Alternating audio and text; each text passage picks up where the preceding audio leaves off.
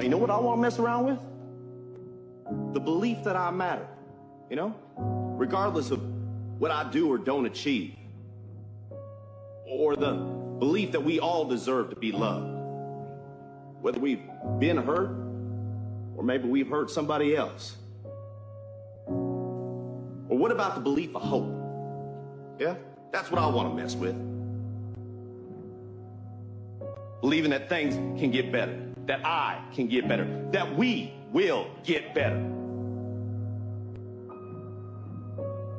Oh man, to believe in yourself, to believe in one another, man, that's fundamental to being alive.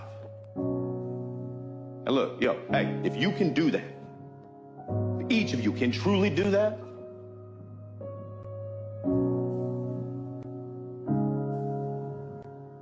can't nobody rip that apart. You know,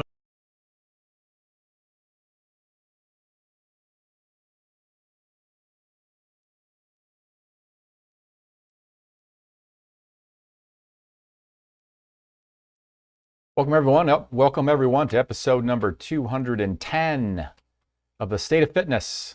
Hopefully this mic's working. It looks like it is. Today's May 15th, 2024. Thank you for joining me. I hope you're doing well as always. If this is your first time joining me, welcome. I am David Greenwalt. I'm the founder of Leanness Lifestyle University. We've been going strong for 25 years. I've put it online in 1999. And we've been using science and experience ever since then to help our clients get to and live at the healthy weight they choose in the body and with the fitness they desire so they can live their best life.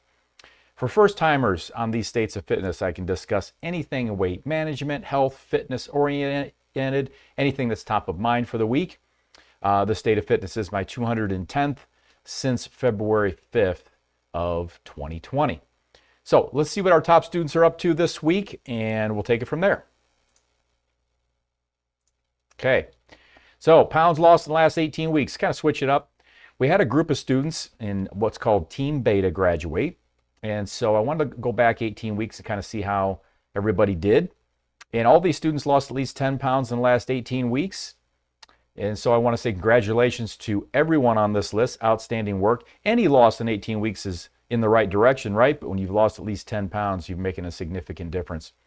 So the top 5 students in the last 18 weeks for pounds lost are, what do we got? Marty at 22.5 pounds, Sue at 25.4, Troy at 28.4, Christiane at 34, and Rob V's top at 41.8 pounds. I highlighted both Rob and Christiane because they're the top two, top male, top female. All right. So congratulations, outstanding work. Congratulations to the graduates of Team Beta as well on this list. And let's see what else. Percent of weight lost in the last 18 weeks. You know, when it comes to percent of weight lost, it's scientifically relevant if you lose at least 5% of your excess weight when it comes to medical, health span, lifespan, any of those factors. And then also you're just obviously going to notice a difference in quality of life and how you feel about you and clothing size and all that stuff. But from a scientific perspective, it really does make a difference when we've lost about 5%. You get to 10%, it's truly relevant for health span, lifespan, longevity, reductions in medications, reductions of disease risks, so on and so on and so on. So all these students have lost at least 5% of their starting weight as of 18 weeks ago. And the top 5 students here are, what do we got? Sue at 11.5%, Troy at 12.3%, Marty at 13.2%. And then here we go where they switch positions. Rob V is at 14.4% and Christiane's at 15% of weight gone in the last 18 weeks. Congratulations, everyone. Special shout out to Christiane, top female, and Rob for top male for percent of weight lost in the last 18 weeks. These are maintainers. All these students have achieved their lifetime goal. They are now maintaining, and they are maintaining the amount of weight you see in the weight loss column for the number of days you see in the days column. So what we've got here is we've got the students in green have kept their weight off for at least a year. I want to say a special congratulations to Kimberly for being right at 365 days, and Christina and Renee for being at 366 each. So all of these students just in the last week entered their year of maintenance. Congratulations to them. And what these, all these students here, if they're not orange or blue, they are what we call master's candidates, and they're striving to achieve a consecutive 2-year of maintenance of their lifetime goal within 10 pounds. Okay, so once we hit 730 days, that is 2 years, and those students are in the orange, and they have earned their master's, and they are now PhD candidates. So Nettie came in 737 days now. She just popped in there. She is has held it for 2 years. She is now a PhD candidate, so she's got another 2 years to achieve that. We want to get to 1,460 days, and then you will be blue. You will be full-fledged PhD recipients, which is as high as we go. That means you've maintained your weight within 10 pounds for 4 consecutive years. All of these students are active and a part of the program right now as we speak. So Mike's coming up pretty soon here. What do you got? Another 44 days, Mike, and you're going to be a PhD. So it's coming up. It's going to be here before we know it. Way to go. All right. Let's see. Okay. So this was really, really cool. This was Wendy posted this. I asked her to, by the way. I want to make sure you know that. She had said what she could do. I said, would you mind posting a video on our Facebook group? She did. So let's check it out, and I'll comment on it.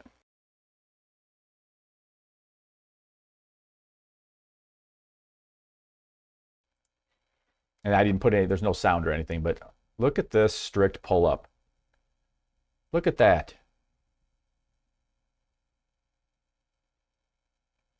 Look at this teacher go. Let's show a little like and love for Wendy if we can, right? Hit some buttons, comment for her. That is so incredibly rare.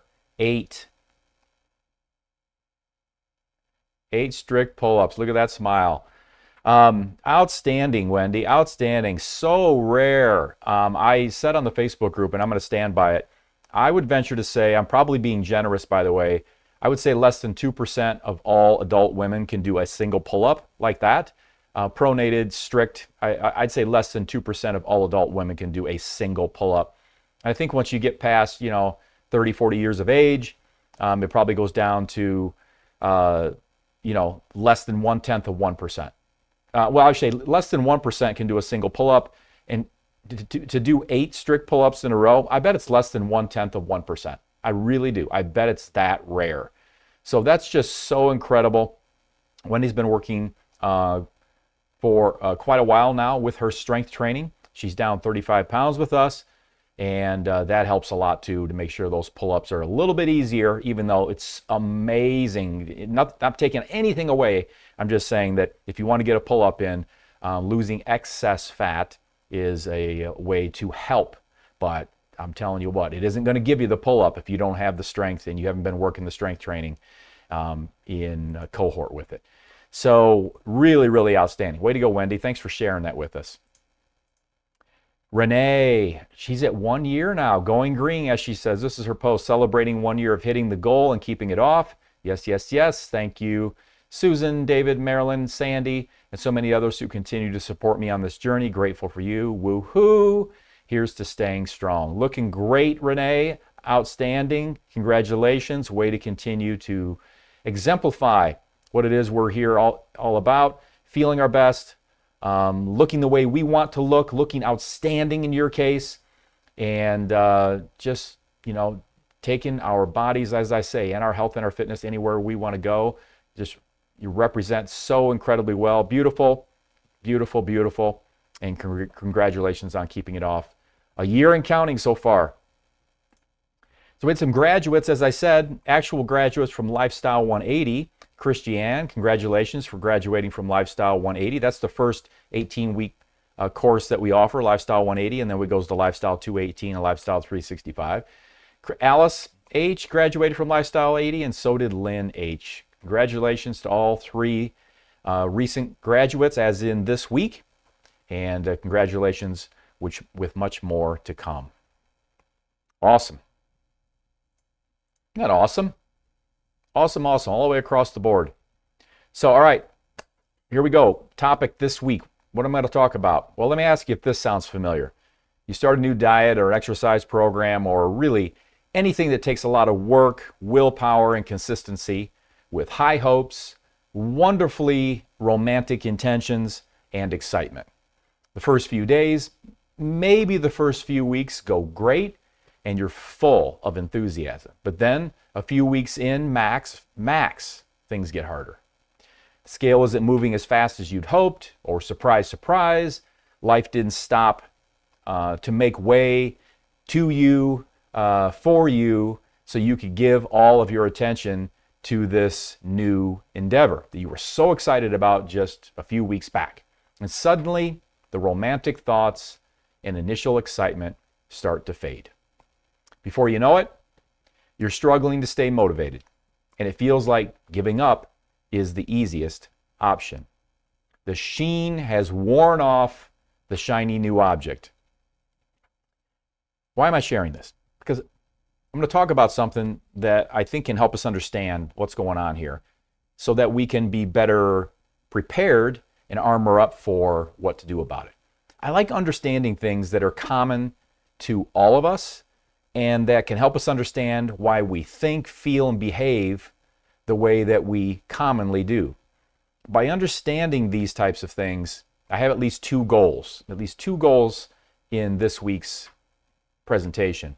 Number one is to help everyone reduce feelings of despair and self-contempt for being or feeling like you're the only one who feels the way you do, you're the only one who's behaving the way you are, you're the only one who has had this feeling at only just a few weeks in that it's hopeless and it's just negative and it's a lot more work than you thought, and the romantic intention, the romanticized ideas really start to fade, and the shininess, as I said, the sheen is worn off the shiny. You're not alone. Okay, so I want to make sure that you know that. I want to make sure that you know this is incredibly common.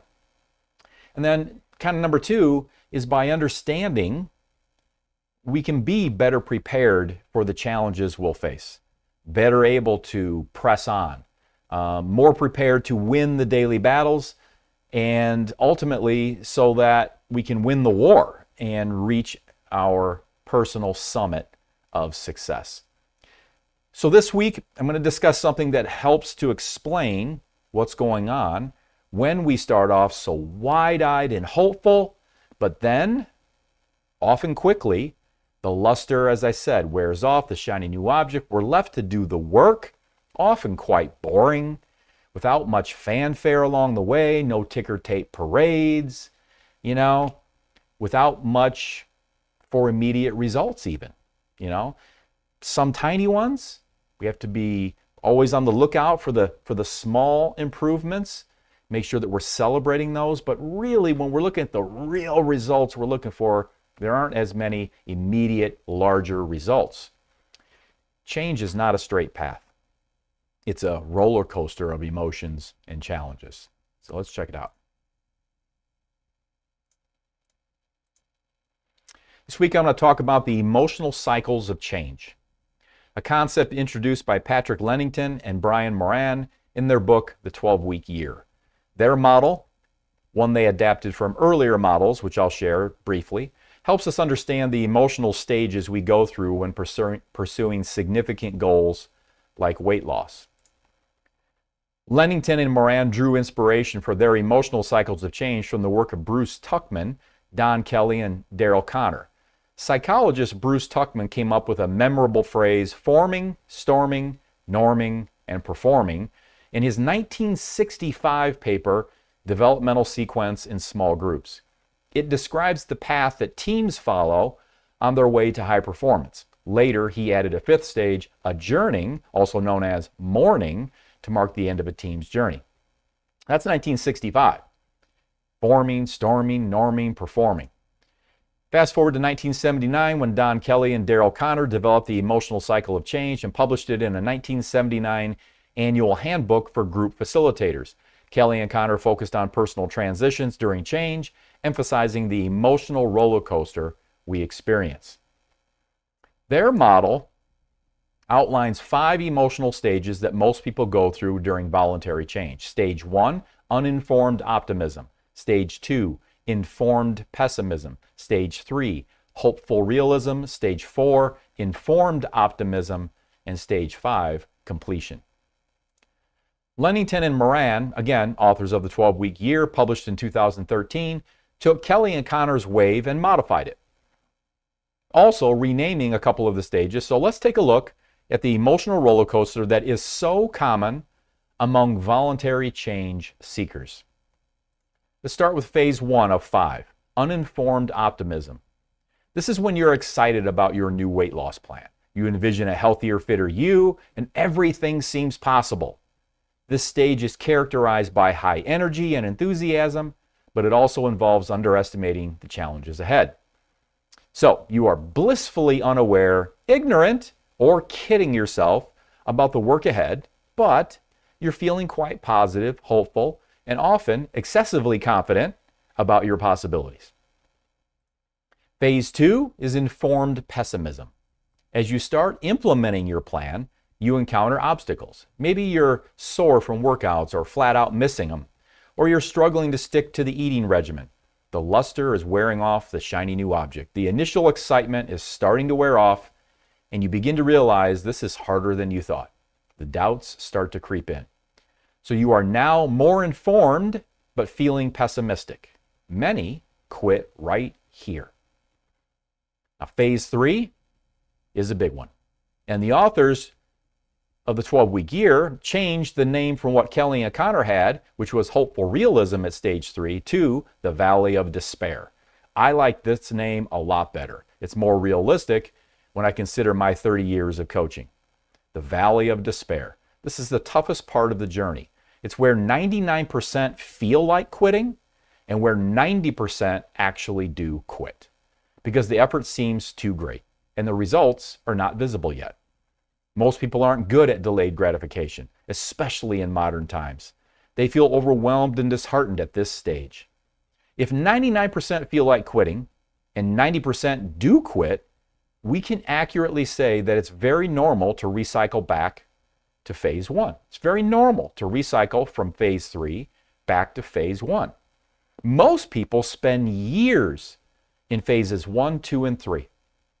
It's another reason why when someone says they just want to be normal, I cringe. I just want to be normal. Oh my God, I cringe. Normal is the last thing we want to be, because normal is staying endlessly, chronically in phases 1, 2, and 3. So it's at phase 3, Valley of Despair, that 90% or so publicly or privately quit. If they decide to give it a go again, they start sometime later back at phase 1 with still somewhat uninformed optimism. Once again, what 90% or so don't do is press on. But more about what comes after the Valley of Despair in a moment.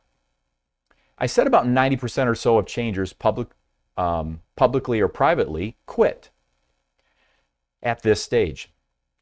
If you check out publicly, you might voice criticism or point out objections. If you check out privately, which is what most people do, you just lose interest, you become ambivalent about the situation, and you just reduce your involvement.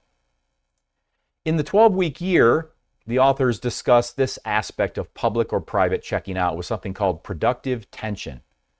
They say productive tension is the uncomfortable feeling you get when you're not doing the things you know you need to do. Our natural inclination when confronted with discomfort is to resolve it. In an effort to do this, people generally go one of two ways. The easy way out is to simply stop using the system and turn off the light that is shining on your performance breakdowns. Typically, this takes the form of passive resistance, and you put off scoring your week and tell yourself that you'll get to it later, but later never comes. The other way is to use productive tension as a catalyst for change. Instead of responding to the discomfort by bailing out, high achievers use the tension as an impetus to move forward. If you decide quitting is not an option, then the discomfort of productive tension will eventually compel you to take action on your tactics. And remember, productive tension is the uncomfortable feeling you get when you're not doing the things you know you need to do. So on one hand, it's good to recognize that it's normal to feel like quitting in the Valley of Despair. I think it's good to know that that's a very normal feeling. It's a very common feeling. 99% of people will feel like quitting at some point in the Valley of Despair. 90% will quit, and they'll recycle. So it's very, very normal. All right, so you're definitely not alone there.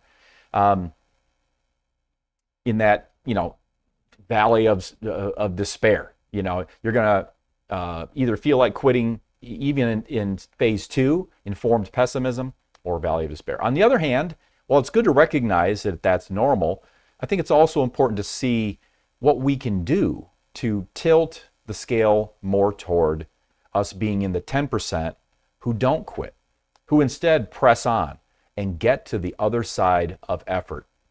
So, take a look at this. To move past the valley of despair, you need practical strategies to ensure consistency of pillars 1 and 2, nutrition and physical activity. So we need practical strategies. We need to understand what is it about living life in our modern environment that makes it easier to be consistent with good nutrition and good physical activity principles, no matter what the situation, no matter what's going on, no matter what the day brings. And every day brings something. So how do we keep nutrition and physical activity more on point so that we can be more successful, so we can move past the valley of despair, get progress, which is going to help alleviate some of that despair, and keep us going on the good, strong, progressive track of eventual summit achievement? Well, pillar 3, emotional fitness.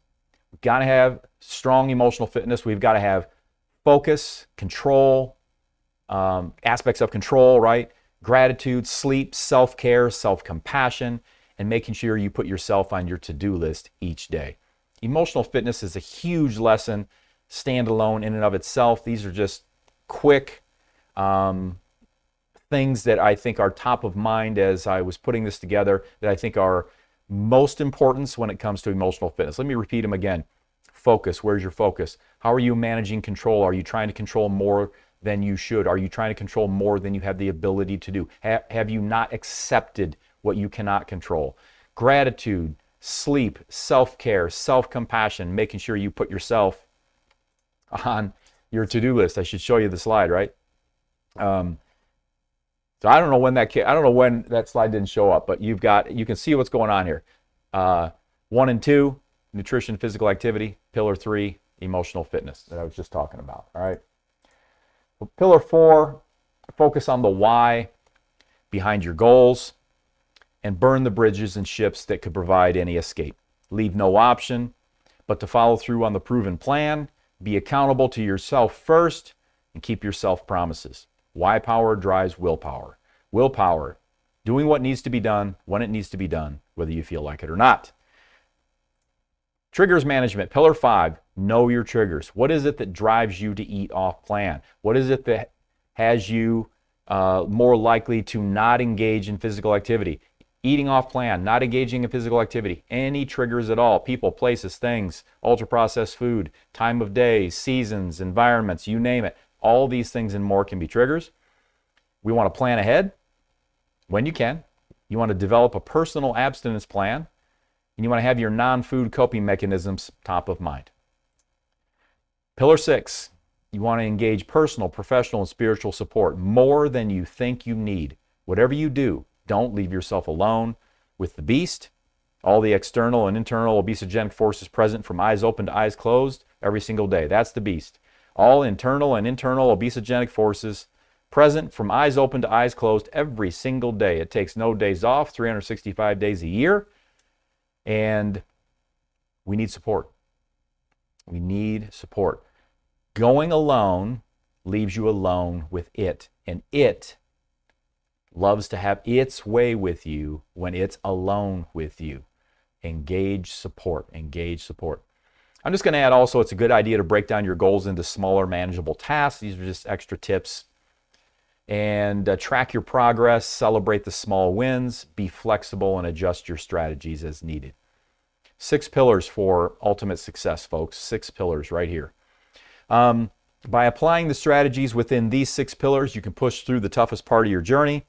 You can get to the other side of effort.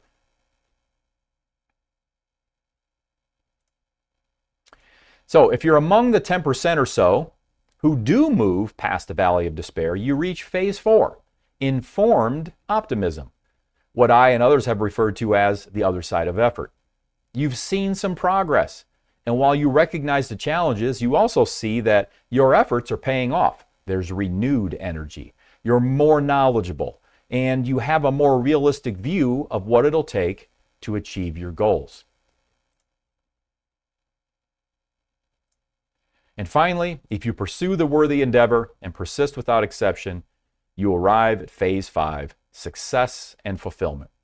More than just hitting a number on the scale, it's a sense of accomplishment and pride in your work, about building sustainable habits, feeling confident in your abilities, and maintaining a healthy lifestyle. Okay? There they are. Uninformed optimism to informed pessimism to the valley of despair, where, as the timeline at the bottom there says, I'm going to say, based on 30 years of coaching people in this field, 99% of people are going to feel like quitting at some point around that valley of despair, maybe earlier. 90% will recycle back. So as it says, quit and repeat 1 to 3 or push through to success. It's a really incredible decision point in the valley of despair, and it's one where you want to make sure you've got all the pillars in place, including the engagement of support, so that you can hang tough, push through, be more proficient in acting on the fundamentals more consistently so that you can get the results, so that you can get to stage 4, informed optimism.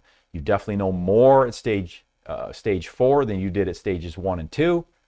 And you're going to be more optimistic because you are seeing progress. You are starting to feel the benefits. You did push through that valley and you got to the other side of effort, taking you then all the way to phase 5, success and fulfillment, which is achieving your personal summit, whatever that means for you, your personal summit of success and fulfillment. Hopefully getting a better understanding of the emotional cycles of change provides you, a roadmap to help you see that you are very much not alone in all of the ups and downs in your journey of transformation. Very much not alone.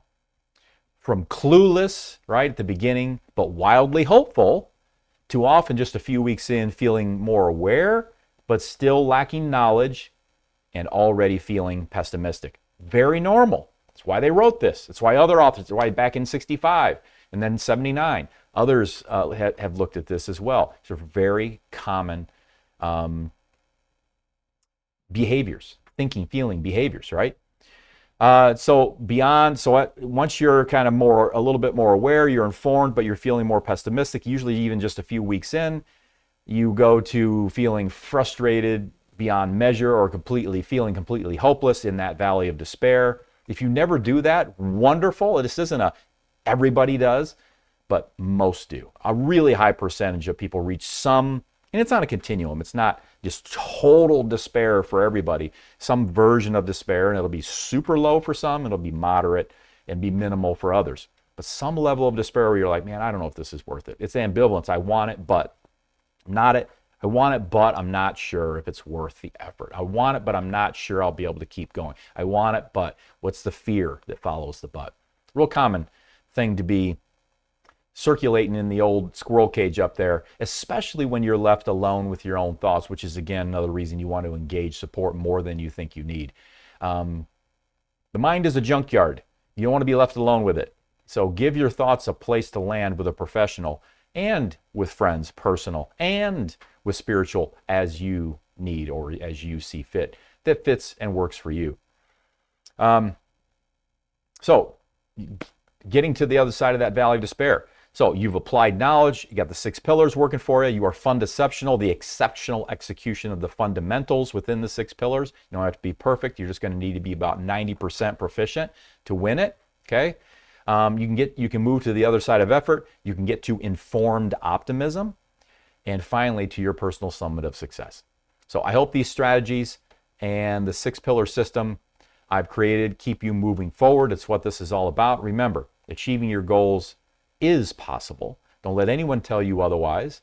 Doesn't matter what your family background is, history, genetics, upbringing, past failed attempts, doesn't matter. I mean, it matters, but it isn't. None of those things will keep you from achieving your goal if you put all the fundamentals in place imperfectly, but at a high level that I teach you can absolutely get to your goal no matter what that history might have been. It's a proven approach. It really is. And when you engage it, I promise, your weight has no choice but to do whatever we tell it to do the most consistently. It always has. It always will. We know how to tell it what to do in a way for consistency that'll get you the results you're looking for. All right? So that's what this is all about, hopefully helping you move in that direction. That's it for this week. Till next time, let's focus on what we want. Let's be grateful for what we already have. And remember, it's all happening perfectly. Good night. I'll see you guys next time, I hope. Bye-bye.